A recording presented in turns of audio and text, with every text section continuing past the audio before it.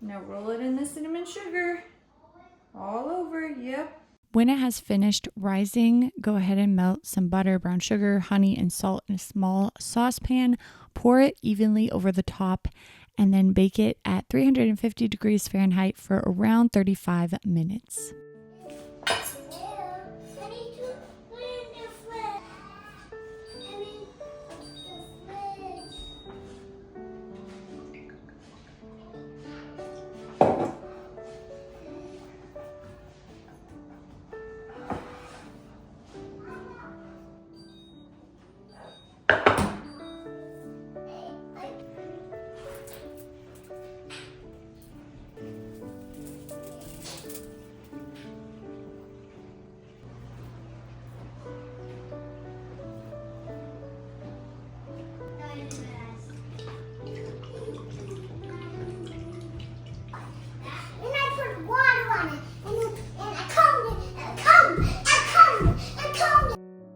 For the whole wheat rosemary sea salt focaccia bread, I like to also add some additional salt and rosemary in the dough. And then after it has risen, when you sprinkle some oil on top, go ahead and add some additional rosemary and salt and press that in with your fingers. I baked this for around 25 minutes at 425 degrees Fahrenheit. I let the warmth of the oven and the kitchen help my monkey bread to rise. And then while that was rising, the bread was cooking. I started on some gravy for the roast. I like to collect a lot of the drippings from the crock pot and then add some cornstarch, some broth, some seasonings, and then add that back into the shredded roast. For seasonings, I typically do some garlic powder, onion powder, salt, pepper, very basic. I season the roast, and so the liquid or the drippings from the roast already is a little bit seasoned. And then I add about 2 heaping tablespoons of cornstarch, and then I allow that to boil in my cast iron skillet until it has thickened. I like to add a gravy because whether I am doing roast with mashed potatoes or cubed potatoes that are in the crock pot, gravy always adds some extra flavor and makes it extra delicious.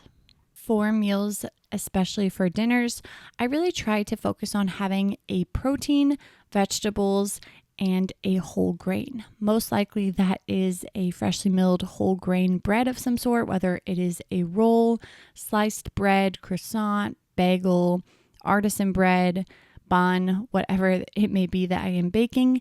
And then I like to have some desserts every now and then.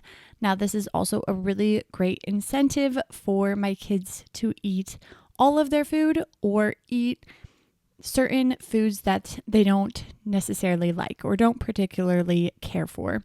And we don't have a whole lot of pickiness because my husband and I don't make anything else. And we are very strict with that rule if you don't eat what I make, then you don't eat.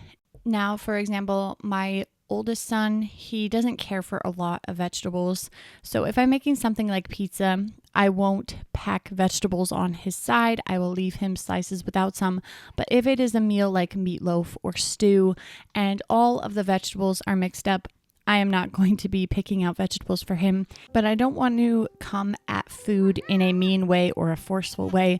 I like to try to explain to my children why it's important to eat the different types of foods, why we need to eat the different vegetables, and really give them the education behind the different vegetables and the vitamins and the minerals and the nutrients that they have. Because if they understand that, they are more likely to eat them or at least be more open to eating them.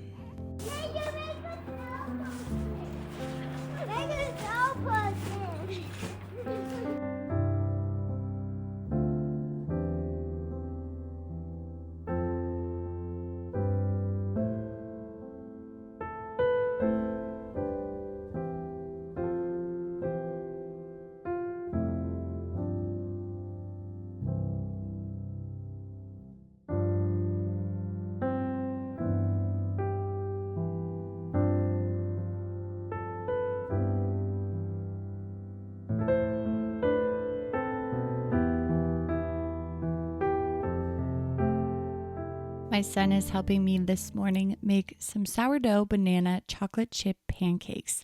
These have been a hit in our house, especially with my husband. They are so delicious, so quick, and so soft.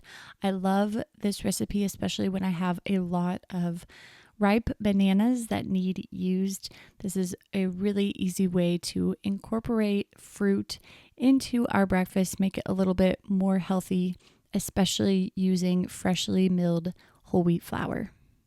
So in a bowl, I am just combining 200 grams of active sourdough starter. You could also do discard, 2 eggs, 1/4 cup honey. You could also use maple syrup, a half teaspoon of salt, 1 cup of flour, 2 bananas all mashed up, 1 teaspoon of baking soda, 1 cup of chocolate chips, and a half cup of milk. Then I'm just adding the batter to my already heated cast iron skillet.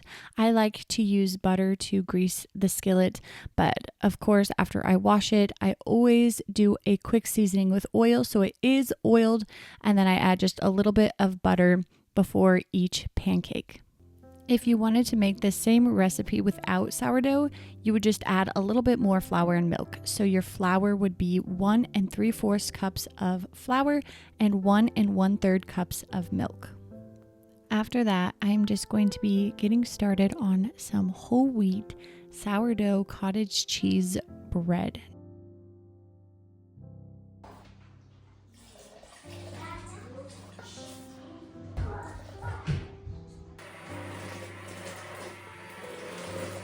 Now I did make this an artisan loaf.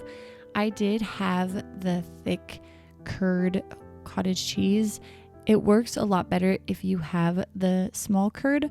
So I decided to use my immersion blender and try to blend it up the best that I could.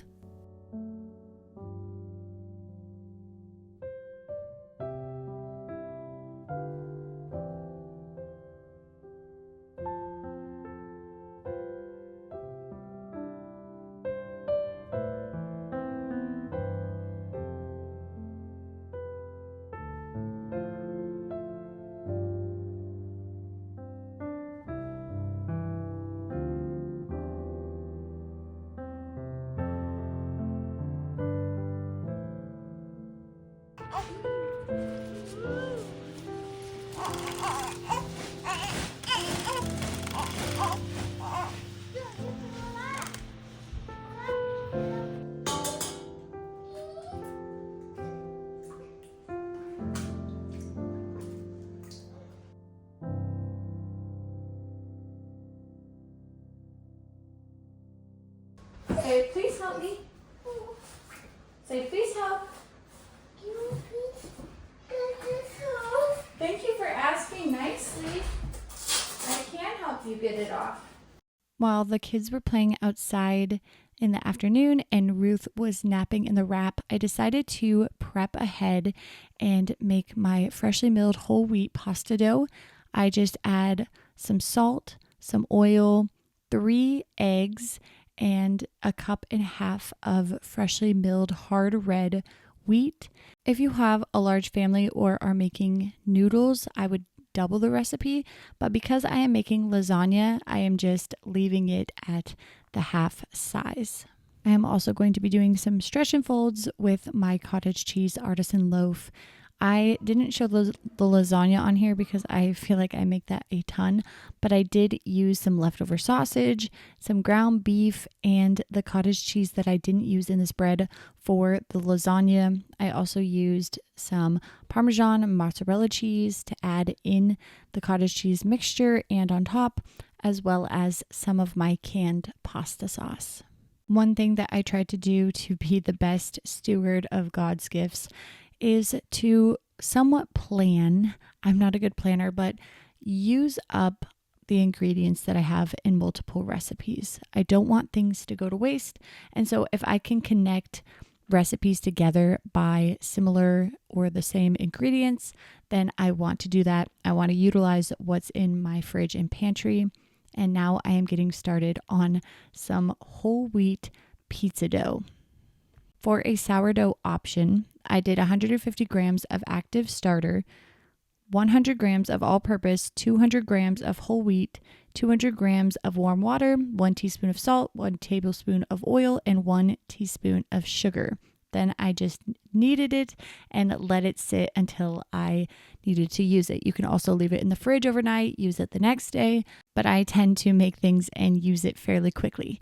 For the yeast option, I do 2 teaspoons of active dry yeast, 1/2 teaspoon of sugar, 1/4 cup of warm water, 1/4 cup of oil, 2 teaspoons of salt, 1 cup of room temperature water, and 3 to 3.5 cups of unbleached all-purpose or whole wheat flour. I bake my pizza at 400 degrees for 15 minutes. I'm also getting started on some jalapeno cheddar bagels. I make sure that my starter is active and ready to go in the evening time. I quickly whip up some bagels. I let them bulk ferment overnight, and then they are ready to shape, boil, and bake in the morning. For my pizza, I am just using some of my homemade canned sauce. I am cooking up some sausage. I left some sausage in the skillet and stored it to use in the lasagna for the following day. And then I am just adding some mozzarella. I am keeping it very simple. You don't have to have all of the toppings. Your meals don't have to be extravagant.